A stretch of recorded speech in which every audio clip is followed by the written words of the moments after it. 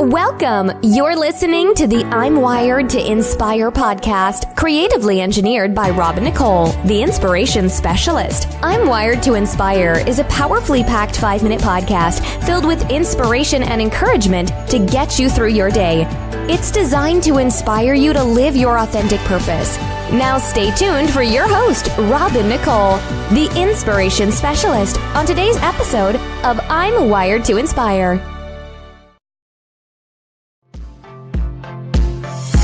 It's Wired to Inspire Wednesdays with Nicole, the inspiration specialist.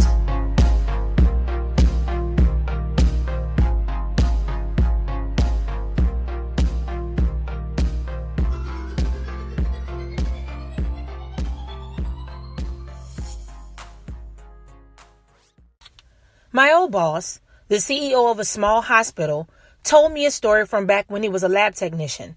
For simplicity, let's call him Dan. Dan had forgotten to check some sort of mechanism on a piece of equipment he used. It malfunctioned and broke the equipment, which ended up having around a $250,000 repair bill. The next day, Dan's boss called him in to talk about it, and he was sure he was going to be fired. His boss asked him why he didn't do a proper check and made sure he understood what happened and sent him back to work. Dan asked him, "Am I not getting fired? I was almost sure that's what this was about." His boss said, "No way. I just spent $250,000 teaching you a lesson that you'll never forget. Why would I fire you now?" It seems silly, but that attitude always resonated with me. Don't make professional decisions based on emotional responses. So y'all, thank you for joining me today for I'm Wired to Inspire Wednesdays.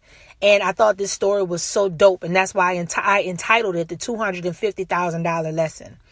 What I want you guys to take from this today is this. I want you to think about how many invaluable lessons that you've learned, especially in recent months. You know, we don't even have to go back far.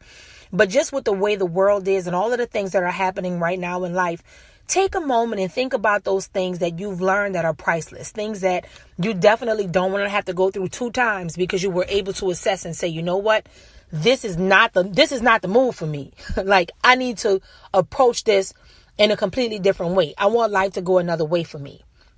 You know, when I read that, I was like, man, that is just such a brilliant story about how, you know, the man who was in position to say, hey, you're fired. Like, his boss could have just been like, yo, 250 racks. Yo, I don't know nobody that would have kept that man, honestly. But what I thought was so awesome about this story was he got it. See, everybody doesn't get it. Some people say, oh, this one gets it, that one gets it. But this right here is like next level, like really have perspective, get it. You know, and honestly, one of my favorite people that I check out, like, y'all, this is like a sidebar, but I was so bucked up when Will Smith got on IG. I was so happy because it's like, I'm not really into people like that and like following their stuff and liking their stuff, but he always comes with the real. Now, I'm going to tell you, his posts are funny, but the real tea is in his IG stories. And he talks about stuff like this. He gives you those global, really big picture type of mindsets. And it really, really resonates with me. And this reminded me of something that I could imagine him saying.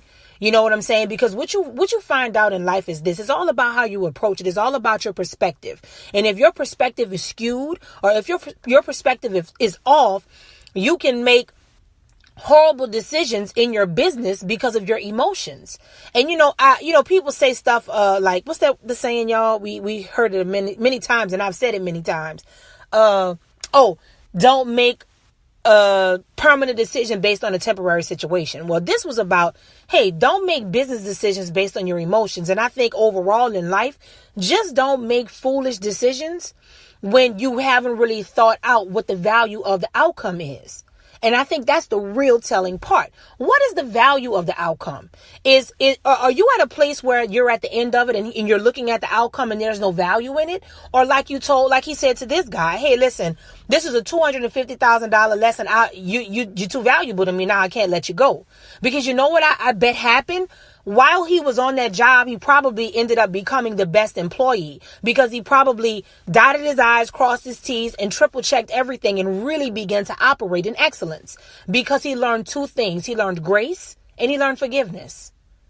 And those are just the two intangible lessons he learned. But of course, he ended up learning other tangible things about checking things, making sure things work properly, and really following the protocol necessary in that type of situation.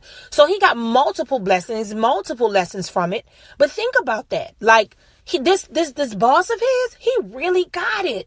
He really got that thing. And he's like, yo, you know what? Ain't a thing. Now, y'all, how do you feel when you know you do something really jacked up? Like, you know, you might have stunned it in front of it, like, yo, like it wasn't a big deal. But then when everything you by yourself, you're like, yo, I really messed that up like really bad. And you know how sometimes you feel it's two different things I want to point out. Let's just do it like this. You know how sometimes when you're in that situation, you feel like, oh my God, like I can't even go back to that. Like I made such an idiot of myself, and I know I did. Like everybody involved know that I did. I don't even want to. I want to go back to it, but I can't because I'm just too embarrassed. Like I just completely was an idiot, right? Then there's this situation where, like with this particular guy, where he's like, you know what?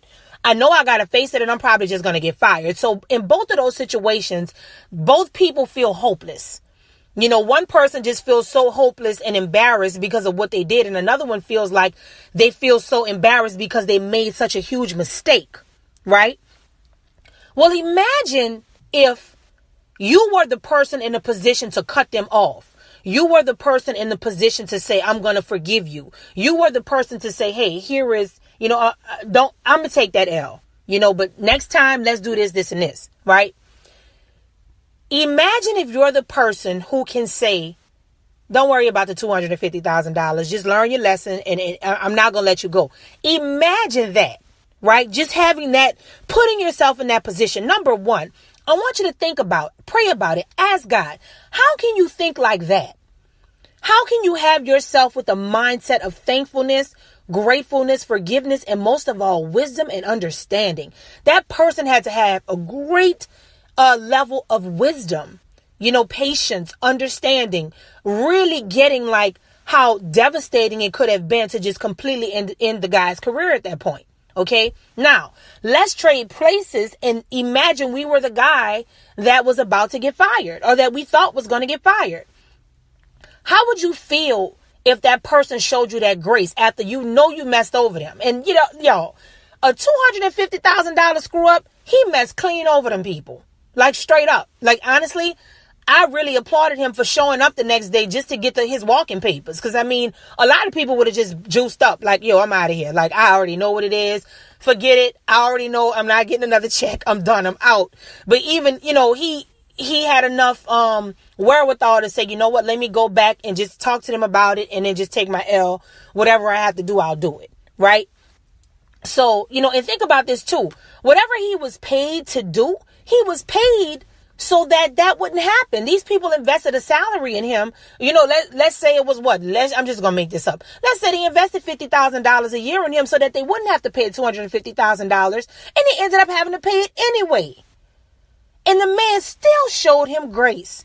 He still showed him mercy. He still showed him forgiveness. So what I am going to say to you is this. Think about how you can be the guy who got played with the $250,000 instead of being the person who actually made the mistake. Think about where you would have to be and where your mind would have to be in order for you to give somebody the grace, the mercy, the forgiveness if they came to you in earnest and like, yo, I'm really sorry. Like, I know that I didn't do that right. You know, I get if you don't want to talk to me again. I get if you don't forgive me. And then the most beautiful blessing is when you say, don't worry about it. Just don't do it again. Wouldn't that feel amazing? If you, over the last 24 hours, you are literally like toiling, you are crying, you are hysterical, you done called everybody, you done called the priest, the pastor, the rabbi, you done called everybody. Because you like, yo, you got to pray for me because I just got these people out of $250,000. Like, yo, what's up? And then you get there and they're like, man, go ahead back to work. You good? Yo, I have all the feels thinking about that. Like, I'm smiling saying this because I'm like, yo, I'm almost feeling like it's real. Like, what an amazing feeling.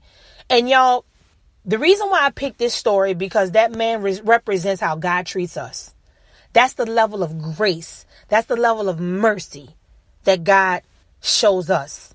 And when I think about, Wired to Inspire Wednesdays, I think about things like that. I think about the bigger picture. I think about how God is the one that wires us and puts those things in us so that we can be more like him. So y'all, if nothing else, take that precept, take that lesson today. That is a shining example of how to be more like Christ, how to be more like God, how to really show what it's like in real life to show somebody compassion and forgiveness. And it's big talk. It's easy to say. I'm telling you right now, I'm not about to front and stunt. Because if somebody called me with it, I would still have to process it. Apparently, this man had already processed this. And sidebar, maybe 250 racks wasn't nothing to him. Maybe it was everything. Who knows? I didn't go that deep into it. But I'll say this to you. Make sure that you begin to prepare, if you haven't, to really see the bigger picture. We want 2018, we're doing the healing experience. We're doing all of these cool things every week. Y'all, if you rocking with me this year, we got to be better collectively. We want to really expand our thinking. We want to really be more purpose focused, more forgiveness based. We want to really, really work on that. I'm actually doing that with y'all. We all doing that together because I got to work on that. I'm going to be transparent. And that's another reason why I was inspired to use this story, because I could actually relate to it. My goal is to actually be that person. And I won't know unless the Lord presents me with a situation and I have to say, you know what?